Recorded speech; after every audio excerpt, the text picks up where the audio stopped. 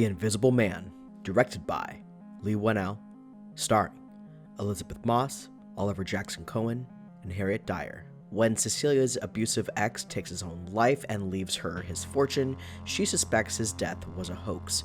As a series of coincidences turn lethal, Cecilia works to prove that she is being hunted by someone nobody can see. Over the years, I've really enjoyed Leigh Whannell's work, from Saw to Insidious 3 to the amazing Upgrade from 2018. With The Invisible Man, he's taken everything that he's learned from his previous films, especially Upgrade, and improved upon his craft. This is such a fantastic horror film, and it never lets up in its suspense. Leigh Whannell knows when to linger on a shot. Leigh Whannell also knows how to let Elisabeth Moss just do her thing. And speaking of Elisabeth Moss, from the get-go, I was totally on board with her character. She is such an incredible actress. I love every film that she's in, and within this film, she really carries it. And that's not to say that the rest of the cast doesn't carry their own weight as well, because they do. Everyone in this film is a fantastic actor, and every one of them plays their part to perfection. There is not one weak link when it comes to the casting. So much of this film hinges on Elisabeth Moss's performance. There's so many scenes where there's nothing there, but it's her performance that makes us feel that fear. It's her performance that really leads to that suspense. And what also leads to that suspense is the cinematography. There are scenes where there will be 3 people in a room, the camera will pan, and it'll stay in a specific part of the room as if there's someone else there. So you're always asking yourself when you're watching these scenes, is there someone there? Is he in the room? Where is this guy?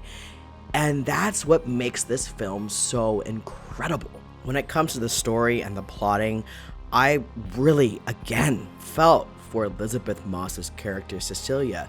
She's a battered woman. She's a woman who's fleeing for her life, and she's trying to get away from this abusive man.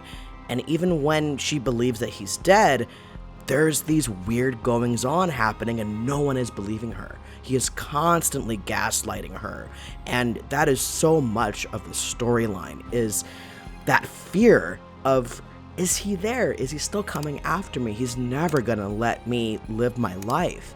And then no one believing her that this is happening.